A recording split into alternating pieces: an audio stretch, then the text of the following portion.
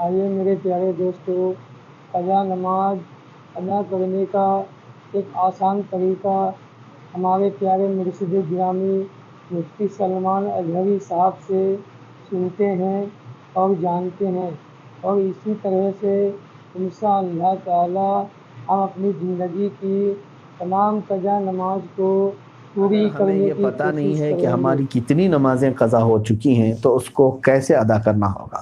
مثلا میری عمر 24 سال ہے، آپ کو پتہ ہونا چاہیے کہ آپ کتنے چھوڑے ہیں اور کتنے پڑھے ہیں، کیونکہ ظاہر سی بات ہے عقل والے ہیں آپ کی عمر آج 24 سال، جیسے صاحب آپ کہہ رہے ہیں 24 سال آپ کی عمر ہے اور آپ کو معلوم نہیں ہے کہ کتنی چھوٹی ہیں، لیکن آپ کو شریعت نے ایک طریقہ یہ دیا ہے، اندازہ کرو، ہو سکتا ہے تم پر نمازیں فرض کس عمر سے ہوئی، مثال کے طور پر 12 سال سے، سب پر ہوتی نہیں ہے، جب بالغ ہوا اس وقت سے نمازیں فرض ہوئیں۔ اب یہ 24 سال والے جو ہیں، میں ایک فار ایگزامپل بتا رہا ہوں، ہو سکتا ہے ان 14 سال میں بالغ ہوئے، نماز فرض ہوئی 14 سال کی عمر سے، 14 سال سے لے کر 24 سال ان کی عمر ہے آج، تو کتنے سال ہوئے؟ 10 سال۔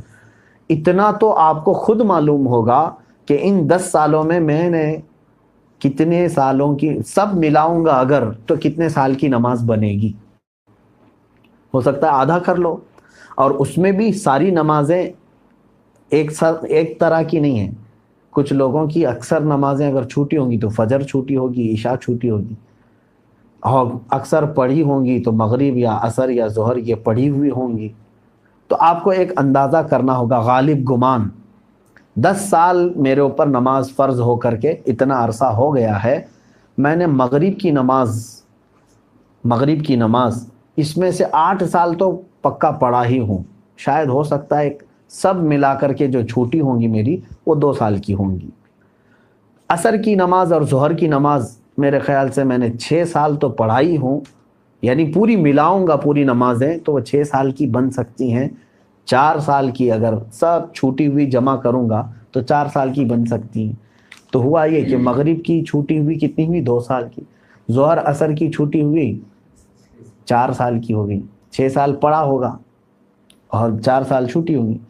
اب آتا ہے عشاء کا نمبر اور فجر کا نمبر، تو آپ یہ سوچ لو کہ یہ 10 سالوں کے اندر ہو سکتا ہے 1 سال پوری نمازیں ملا کر کے میں نے فجر پڑھی ہوں گی، 9 سال تو میری فجر باقی ہوگی، اور عشاء کو آدھا کر لو، تو ہر نماز کو آپ کو ایک غالب گمان بنانا پڑے گا۔ اچھا ہے کہ آپ نے 24 سال کی عمر میں سوال کیا ہے، اب 60 سال کی عمر میں مجھ سے سوال ہوتا تو میں اسی انداز سے بتاتا۔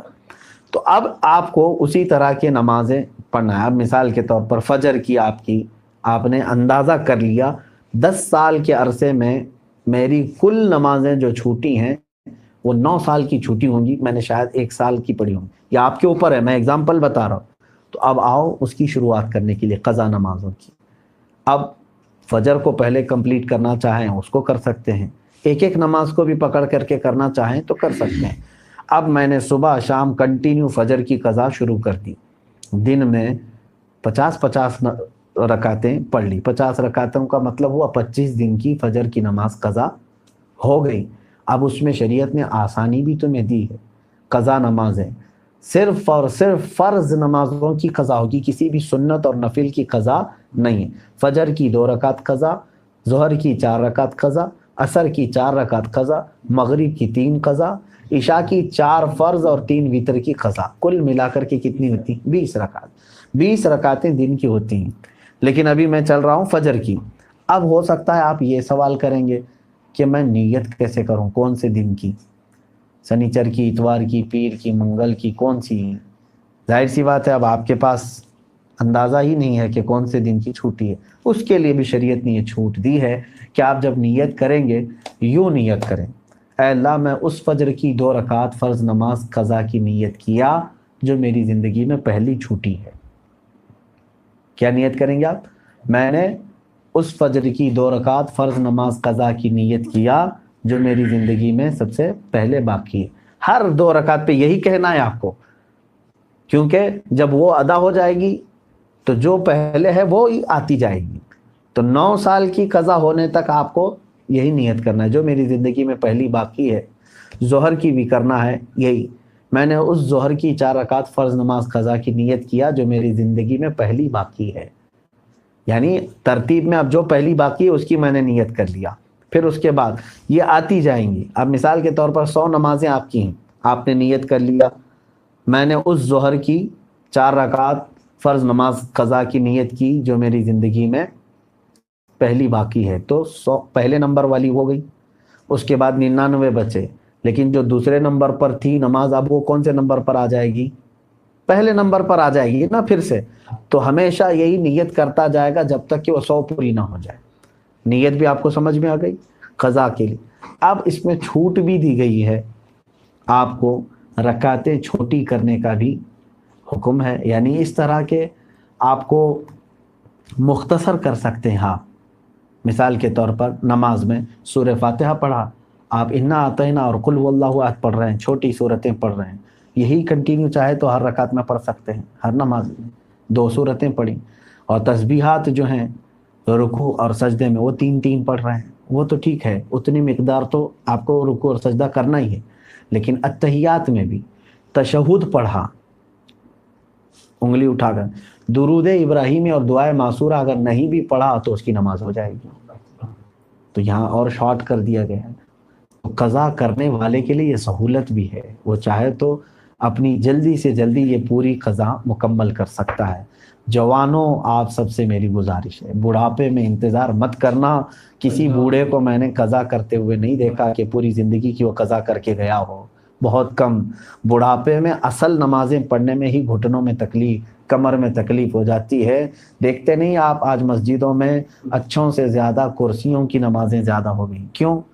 اس وقت ان کو اپنی فرض نمازیں ہی دشوار ہو گئی ہیں، کہاں قضا کریں گے؟